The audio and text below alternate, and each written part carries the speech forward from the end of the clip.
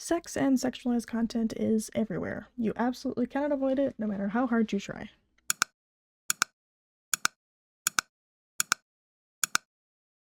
An interesting quote that I found was, "What used to be part of an adult, secret, mysterious world is now public, ordinary, everywhere," from Kilburn in 2005. This still holds true even 20 years later, and I find it to be especially common online, particularly when there's a layer of anonymity available to people through simply hiding their face or using an avatar like in vtubing. And anonymity does make people more comfortable and causes them to behave in ways they wouldn't behave in public. The internet itself is a social space for people the way any real-life space is. Naturally, brands and companies are going to want to capitalize on that space to make money by selling their products. To do that, they have been increasingly reaching out to influencers in a symbiotic relationship of sorts. The World Wide Web was invented by Tim Berners-Lee in 1989, and the first online advertisement was made in 1993, excluding email spam that existed back in the 70s. An interesting quote that I found from Fowler and Thomas in 2025 was, "Social media influencers, both human and virtual, strive to gain social capital on social media platforms and earn compensation through brand endorsements." Now, this means influencers want legitimacy, brands can offer that. Brands want the sales that influencers can drive by promoting a product to their audience. Heather Armstrong was arguably one of the first influencers who made $40,000 a month at her peak in 2009, which is now $60,000 a month in 2026 money. She made this money through banner ads on her blog not 2 decades after the World Wide Web released. Over 75% of brands now allocate money to influencer marketing, with many claiming to expect an increase as of February 2025. Something we have probably all heard is the term sex sells. Now, we often will imagine this concept as something as true as when you go outside and you see the sky is blue and sex sells. The only things that are certain are death and taxes, all of that nonsense. But does it really? So I looked into it, and sexual ads do seem to gain traction, but don't actually sell anything, as people often don't recall the thing being advertised, according to a study from 2006. There's also a common issue of a lack of trust in brands that produce sexualized advertisements, preventing sales. Now, there was a positive response from men and negative responses from women from a study from 2021, but there are admittedly conflicting results on the efficacy from another study from 2021. I also believe that the demographic itself needs to be considered. A lot of female influencers build a primarily male audience who see these influencers as desirable, so to make sales, they need to take advantage of that demographic's desires. Now, VTubers, in comparison, often have a very strongly male audience, especially female VTubers. It's a running joke at this point that a VTuber breathes a little bit, moves like 1 pixel in her chest, just jiggles all over the screen. Now, naturally, this means that sexual content has become an underlying theme in a lot of VTubing spaces and visuals, at least in my opinion. I don't necessarily mean explicit content, but you really can't tell me that these insane boob physics aren't sexual in nature. Now, in the virtual and in the real world, as in influencers and for VTubers, one would argue that the sex industry is inherently exploitative. So how are people exploited? How does this exploitation happen? And does it vary by demographic? Is it expected for content creators to make sexual content? Personally, I think it's unclear if this is true from a study from 2017 theorized that women exposed to more sexual content end up self-objectifying, but there really isn't much concrete evidence supporting that. I found an interesting quote from a source from 2021 where it says, quote, "Men are meat, their naked bodies hoisted up on larger-than-life billboards, flashed across movie and television screens, frozen in print advertisements, displayed as props and playthings in music videos, begged for in pornography, silenced in erotica, shamed into dieting, chopped up in cosmetic surgery centers." So men are still sexualized and exploited in media, much the same way that women are, but I think it's worth considering the fact that men being exploited in media is a little bit more of a complicated existence when you're trying to discuss these two concepts. Women being exploited have to worry about being under the patriarchy in this way that men don't necessarily have to worry about. The way I see it is that male sex symbols are seen as powerful without any caveats. No powerful despite XYZ, the way that female sex symbols are. A male sex symbol is not brave or a strong man the way that like female sex symbols are. The female sex symbol is a confident woman despite all the obstacles she had to face in a way that men aren't. You will never hear about a male sex symbol, like say the Sexiest Man Alive that's put out every year. You're never going to hear about any of those men being like, oh, well, despite the struggles that they had, like you're never realistically going to hear about that.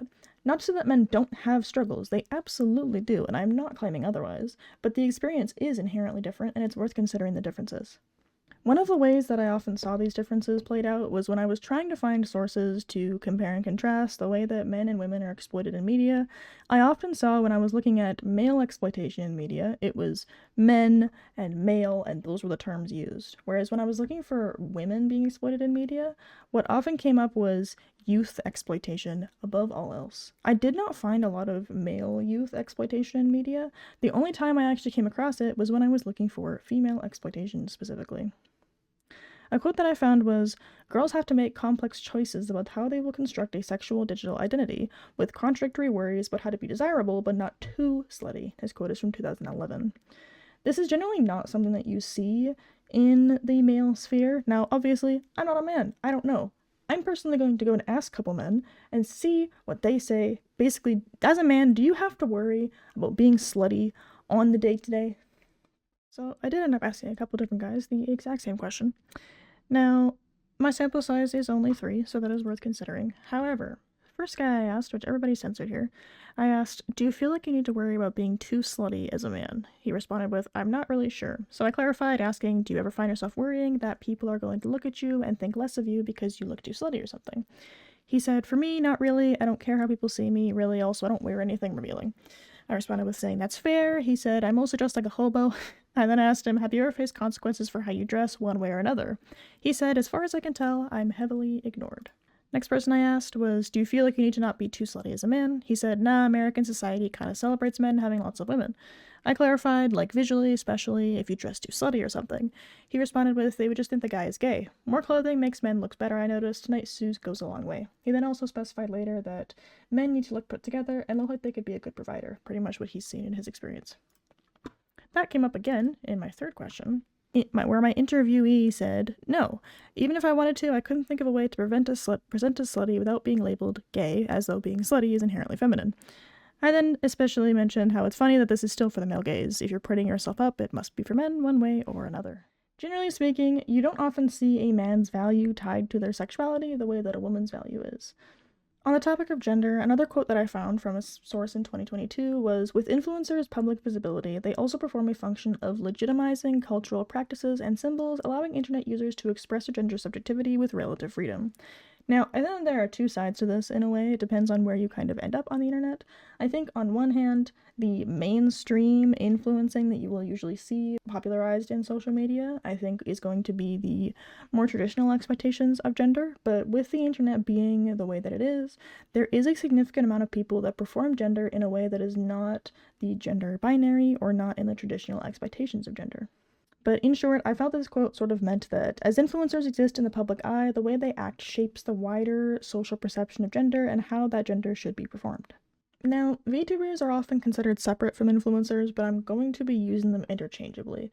Many VTubers are influencers in the same way, personally, and while some are strictly entertainers, such as in Japanese VTubing, where it initially originated, it's more idol culture over there, but I want to focus on Western VTubers due to the lack of sexual content often made by Easter creators. Not to say it doesn't happen, but the culture of Western VTubing is often vastly different due to the underlying cultural differences of East versus West. Now, VTubers and content creators, if they want to make this their main source of income, rely on sponsorships. Most content creators make the majority of their money through sponsorships, but ad revenue is a very close second according to a couple sources I've found. Therefore, I would argue that a creator's value to brands is how many sales they can make and how they can influence people to buy certain products. This holds true for traditional brand deals, where someone acts as a brand ambassador, and for companies like GamerSupps, where the creator has their own merchandise they are trying to sell. In all cases, they need to make money one way or another. This is something that comes up pretty interestingly in another interview that I conducted. Now, let me state this much early on before I get too deep into how this ties into the sex industry. I have no issues with people who make sexual content. I usually don't really care one way or another, and I'm a big fan of minding my own business. I have an issue with how sexual content is often expected from creators and influencers, and the exploitation that often follows, but not with the people themselves who are usually making that sexual content. There is nuance to this issue, and nuance that I have neither the interest or time to go into. Now, despite all this, if I asked the average person to name the most successful influencer, most people would probably have a hard time. Now, part of that is because how you define most successful can vary. Now, Cristiano Ronaldo is considered the most successful based on follower count alone. I Show Speed is considered the most influential influencer of 2025 by the Rolling Stone, and Mr. Beast was considered the top creator of 2025 by Forbes. None of these people are probably who you pictured when I said the word influencer, though. You probably pictured an Instagram girl in a bikini who posts vacation photos with captions like hashtag blessed and a bunch of other stuff like that. Personally, I also found it kind of interesting how when you think of influencer, you probably think of a woman, but the actual people that are listed as most successful are all men when in my research. Now, I wonder why that is, and it's not really the whole point of the video, so I'm not gonna focus on it too much, but I also find it interesting how when you think of an influencer, you probably don't think of somebody that you would necessarily respect either. You're probably thinking of a girl who's like not wearing a lot of clothes and therefore is seen as a little bit like not terribly easy to respect and stuff like that because of her choices, whereas the actual people that are most successful are all of these men. This is editing bunny here. I was going back and editing it, and I realized that this kind of sounded a little bit sus, if I'm being honest. I'm not saying that you shouldn't respect these women. I'm saying that a lot of women, when I was talking about that source earlier, where a lot of women have to walk that fine line between attractive and slutty, and therefore women that are perceived as slutty are often not respected as a result. Realistically speaking, a lot of these like influencers and popular influencers and bikini pic women are generally not respected because of the fact they are perceived as slutty. I'm not saying that you shouldn't respect these people. I'm saying that the people that garnered this respect from legitimized sources such as Forbes and the Rolling Stone are men, whereas people that are relatively large influencers and who you actually think of when you picture an influencer are not the people that are actually getting that recognition. Interesting. There are three spheres that I'm going to discuss here. I want to talk about influencers, OnlyFans creators, and porn stars. Now, they often have an overlap if I stuck them in a Venn diagram, like this one that I made right here myself in Canva. Therefore, I do think that it's valuable to consider all of these three together. Now, not all influencers make sexual content, there's just often overlap when I'm talking about sexualized marketing. So, if sex sells products, then why not skip the middleman and just make the money yourself? Housing costs alone have begun to skyrocket since 2020, and while they have begun to dip again, they have not reached pre 2020 levels. Naturally, people need to afford a home, people will do what needs to be done. But does sex sell in this context? As in, does sex, a product, sell as a product? And secondly, is that sustainable as a career? The average age of the female porn star is 22 when she joins the industry and was retired after 3 years as of 2013. I cannot find demographic information for OnlyFans creators. I can find demographics for the site as a whole, but not just creators. I think it's reasonable to assume that the average creator on OnlyFans is probably around the average age of a porn star, given the overlap in industry. We know that the average creator earns barely over $100 a month on OnlyFans. The top 1% make about $49,000 in US a year, and the top 0.1% make about 15 times that, according to OnlyFansStats.net.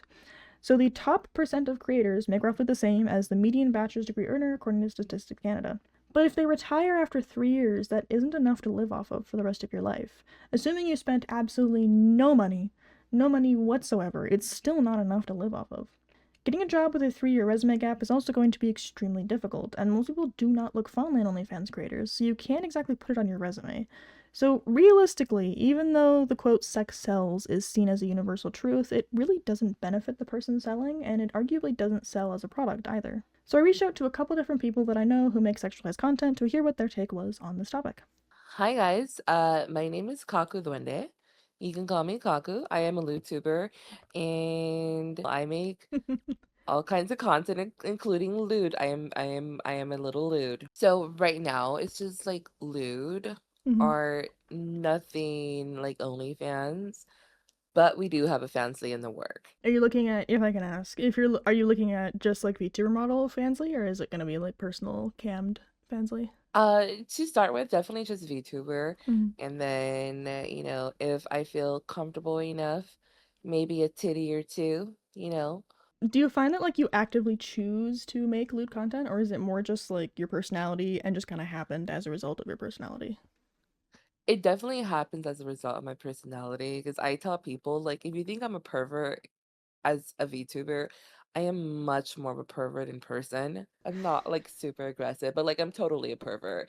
And Mm. that's why when I first started streaming, my friend was like, "You should be a YouTuber." And I was like, "A YouTuber? What is that?"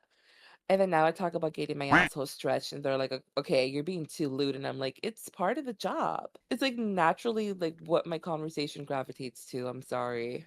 Do you like always enjoy the content you make, or do you ever have like difficulty sometimes with making lewd and sexual content? For the most part, I do enjoy it. I think the only time it gets like really uncomfortable for me, honestly, is if I have like a completely like random person in chat, right? Mm-hmm. Like, I know most of my community and, I don't care if they make jokes, whatever. But like every once in a while, I'll have like that super random person who is like, "Oh, I just want to fuck you and I got 9 inches." And I'm like, ew, like I First time chatter barely behavior. know you. Yeah, yeah. So like other than that, it's honestly just kind of like natural, sadly.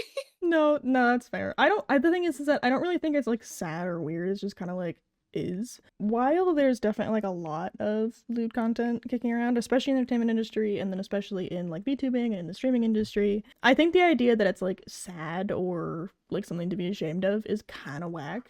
If I'm being honest, there's a desire for it, it makes sense that naturally there's going to be people that are going to fulfill that desire that exists for it. Like, that just makes sense to me.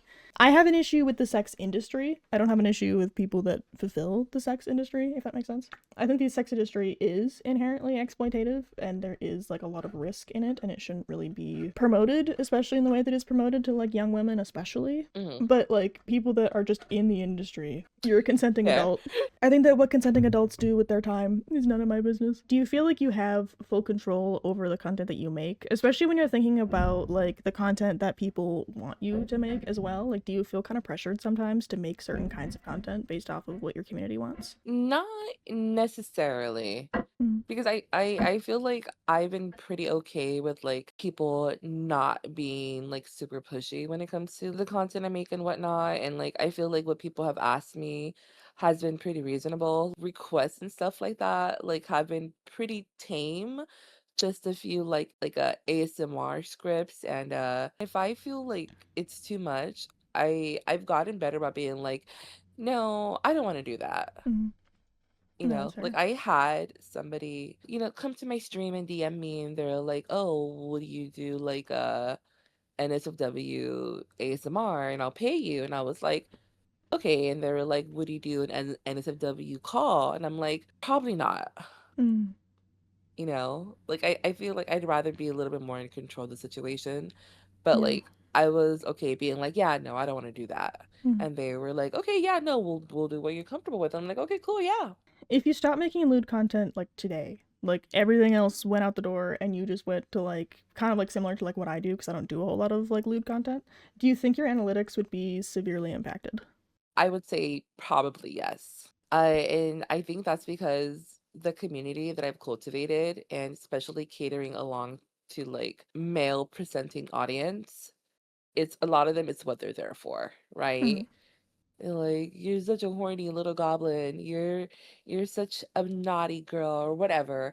So I feel like, yeah, I feel like they don't come for my gameplay, so totally fair because I suck. So like they definitely Real. come for the comment, yeah, for the cum. No, not for the cum. Yes, for the cum. For For the the commentary. commentary. The commentary. They come for the commentary and like the lewd stuff, right? Mm-hmm. Maybe a little bit of chaos, but I would think so. I would think that my numbers and like my analytics would drop because of that. Because it's just what I've done on my channel basically the whole time that I've been Mm-hmm. streaming. No, that's fair. That makes sense. Mhm. As well, in a related question, I guess, is do you notice that lewd content has a higher success rate than like non-lewd content that you make? Right now, I feel like it's kind of like not too much of a difference, honestly. Mm-hmm. Um, I think just again because I've established that like baseline with like the community. Um, But sometimes when I do have like my sussy ASMRs, it is a little bit more like, yeah, let me drop some subs on you, let me hear you gag on that thing. So maybe a little bit, yeah. Mm-hmm. No, that's fair. Whenever you're like a variety streamer, the way that you and I both are, you kind of have to build a community that likes your personality instead of a community that is based around one video game, the way that a lot of people do. Hmm. Do you Hmm. find that like there's a difference between people are there for your personality or people are there for the lewd stuff? Do you find that there's a difference? I think so. Mm, I think, like I think people come for the lewd and stay for the personality, mm, right? Like, I feel like, "Oh, she's like, she's a dirty little goblin whore," and then they're like, "Oh, she's actually kind of funny though."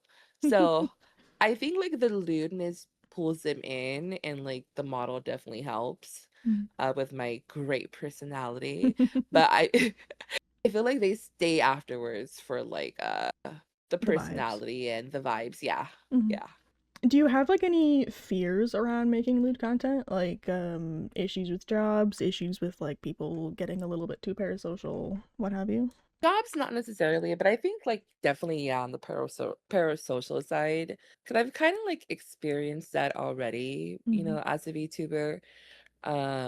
Like, and it wasn't even that I was, like, even super lewd with them, to begin with, and it's just I don't know, it just got, like, really weird, right? Mm-hmm.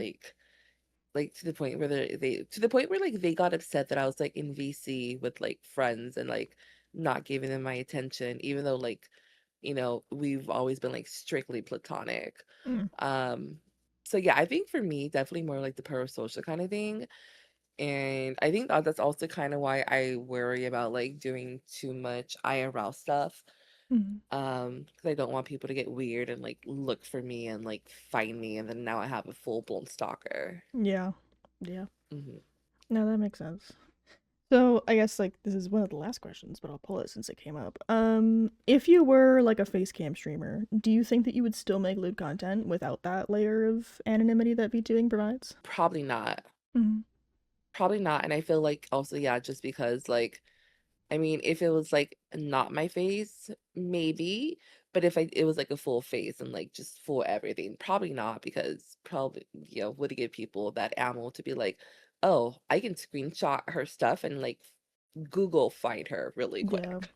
Yeah. So, I'm just, like, please don't show up to my house. I will roundhouse kick you in the face. Don't do that. Please don't show up to my house. Do not come to my town. Okay, so one of the things that I've been saying as a streamer and have said for a while is like, as a streamer, you're an entertainer and you are Mhm, selling that entertainment. Like, it's a transactional kind of setup. Like, chat is not there to entertain you, you are an entertainer and you are there for like selling that entertainment in a way. mhm, yeah, for Yeah. sure. How do you feel like Mhm. that kind of relates to how your entertainment specifically draws from making lewd content? So, if you're selling entertainment in this context, then does it kind of feel like you're selling sex at times? Realistically, yes and no. Mm-hmm. Like, because honestly, sex sells. Mm-hmm. And I feel like that's kind of like, the motto in the industry. Mm-hmm. I feel like unfortunately that's a very big reality of our world that sex sells. Mm-hmm. But at the same time, I want to say no because my stuff is for people who are 18 and older, right? And like at that age, you're a legal adult and nobody is forcing you to watch my streams. If you want to stay for my streams and if you want to interact with me, you're making that decision as a legal adult that I am not making for you. Mm-hmm. So, like, I feel like it's kinda like a I'm gonna hold a gray gun to area. your head and make you watch Kaku's content. I'm gonna hold 2 titties and just like, yeah. You will watch. Like, yeah. Yeah, like, because I've heard this question before too, but, like, people Mm-hmm. saying, like, "Oh, she," like, not me, but, like, other content creators, like, on YouTube and or not YouTube, Instagram, and they were like, "Oh, but it's like that there's children on there," and, like, yeah, I totally get that, Mm-hmm. valid, but, like, at the same time, where are the parents? Why are they not watching their children? Why are they not, like, you just can't blame I feel like you can't blame everything on the creator because some of their Mm-hmm. stuff is out of their control, unfortunately, there's gonna be people who walk into your stuff that maybe shouldn't be there. Mm-hmm. Maybe their parents should be paying attention, but at the same time, there's a place and time for everything, if that makes sense. I'm not gonna go to freaking like Roblox and be like, hey, spread my pussy open like gross because there's children on there, The worst part right? is that Roblox of all places is probably where you'd find that most often. Yeah, yeah. Yeah, unfortunately, and, like, that's gross, Mm-hmm. and at the same time, like, parents need to be, aware that, even Roblox has that issue. I think it's like 50-50, to be honest. Like there's like that weird gray zone where I'm just like I am selling sex in a way because it's what's bringing in my revenue Mm. and like my income, because that's what they kind of sign up for when they follow me and they watch me. Mm. But at the same time, it's just like I am not forcing them to be there. It's not completely my whole 100% thing. But it also depends too on like what are you trying to sell. If you're trying to Yeah. sell a product, then that changes things. But you're trying to sell more of an experience as a VTuber, like especially as a streamer. Like what we're doing here, we are selling like a friendship experience, a parasocial experience in a lot of Hmm. cases. Yeah. Not to say that's what everybody's doing, but a lot of people are doing that, myself included. And like that's what it is. I'm a variety streamer. I'm trying to gain people to be here by my personality. Hmm. Naturally, I'm going to sort of be selling that parasocial experience. That's just how it is. Um, so it's worth considering too, like what are you selling? But at the same time, you Hmm. also have to consider like demographic as well. Like things like hilariously enough, which is what I'm drinking right now, like the gamer subs cups and stuff like that. Like those are all Hmm. like hypersexualized gooner designs, but it's very very popular because of the demographic it's sold to, which is people that don't leave their fucking house. Yeah. Like it makes sense when you think about it, but it's probably not going to be mainstream ever because of the fact that it's so limiting. Just because like you can't take the outside. I have one gamer subs cup that I can take outside my house, despite the fact that I love the cups because they're beautiful, but I can't take the outside. And speaking of actually, do you think that you have like a harder time getting into those like sort of partnerships, applications, and sales because of the content you make? Yes. That's fair. Uh, yeah, sometimes yes. And like I had somebody who helps me. So the person who got me into streaming was a streamer as well, Mm-hmm. a VTuber. And we're friends in IRL, and they were like, that's why they were like, oh yeah, you'd be good as like a YouTuber and a goblin, because you're just your personality in Mm-hmm. general would like really match your motto. And I was like, yeah, yeah, yeah. So like now that I'm like, growing and getting a little bit, even the slightest traction, they're just like, hey, like you got to be brand friendly, like you have to Mm-hmm. like, cool it down a little bit. And I'm like, but you made me this way. You You created made a me this. monster.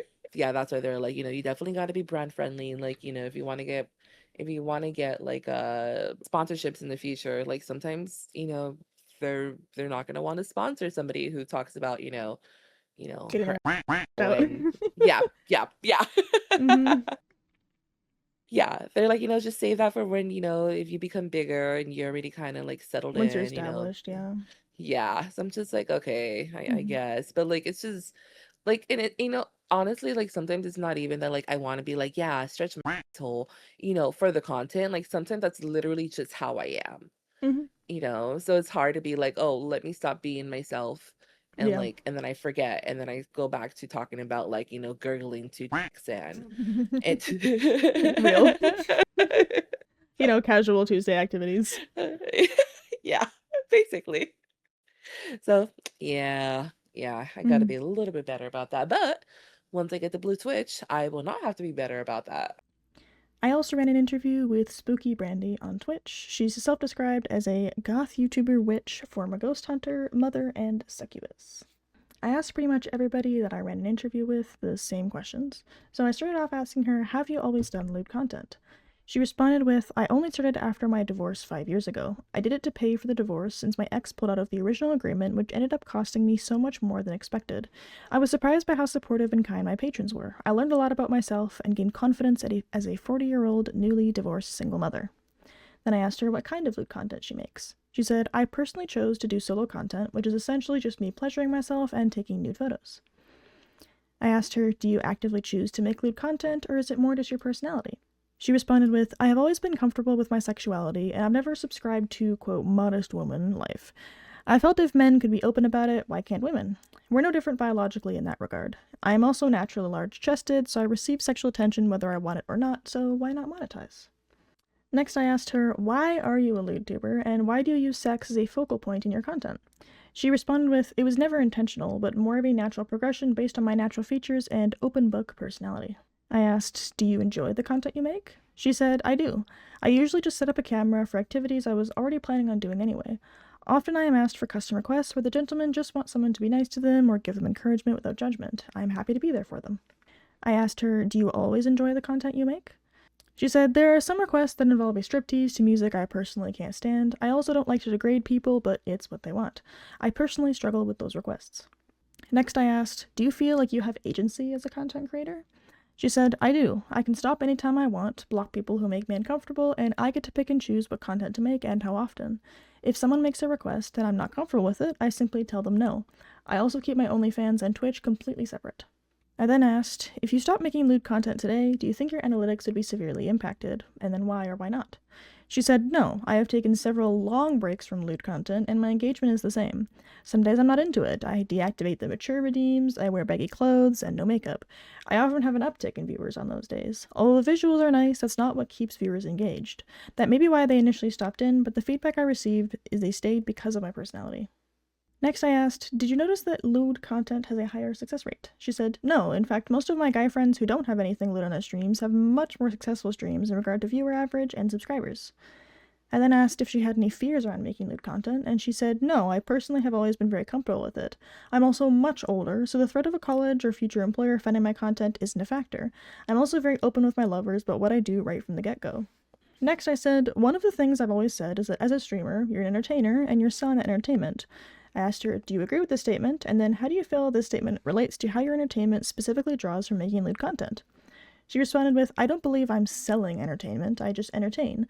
In most of my interactions, I'm there doing what I love, and my viewers just want to hang out with me while I do that. Most of my viewers do not pay a single dime, and I appreciate them just as much. Lastly, I asked her, do you feel like you are selling sex? She said, no, because I don't advertise. It's available if people want it, but I don't shove it down people's throats. So, what is the takeaway here after all of this? Now, in my opinion, despite conflicting data, the idea that sex sells is probably never going away, and our society is too deeply entrenched with this idea for it to disappear. Capitalism is defined as private ownership of the means of production and its use for the purpose of obtaining profit, and where the free market alone controls the production of goods and services. We live in a capitalist society. Sex is a product used to obtain profit. People need money to survive. Therefore, sex being sold is not going away anytime soon. I feel like this is a pretty natural expectation, at least in my opinion. The entertainment industry is known to be a cutthroat one, and also known to have its dark sides with a risk of exploitation. Influencing is no different. As influencing is completely unregulated, I would argue it's just as risky, if not more, for people to be exploited than someone working for an agency. All in all, I don't really have maybe a call to action or something that I would necessarily want to change one way or another. I think I was more interested of just like, how does this sort of stuff work? How does that sort of set up? How does this industry work? How does selling sex work? And then what does this industry look like from the people that are actually within the industry selling sex and selling sexualized content or selling lewd content or whatever, what have you. There's definitely a lot of nuance in this video that I really couldn't cover without making a several hour long video, and frankly, I don't think I ever would have covered all of it because I'm not going to come up with everything. If there's anything that you thought that I missed, definitely make sure to make a mention of it, and we can have a respectful conversation down in the comments below. If you like this video and want to see more Yap Talk like this, make sure that you hit that little subscribe button, hit that like button, and maybe give me an idea for what you want to see me describe next. I will also have included all of my sources in a little Google Doc linked in the description there.